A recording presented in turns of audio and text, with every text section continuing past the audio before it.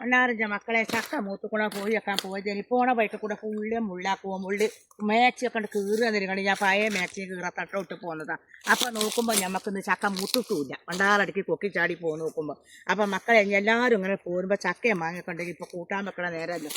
വലുത്ത മുള്ളുമൊക്കെ വെട്ടിട്ട് വേണ്ടി ഞാൻ മനസ്സിലെ മേത്ത് നമ്മളെയും കുത്തൂല വേറെ ആൾക്കാരെയും കുത്തൂല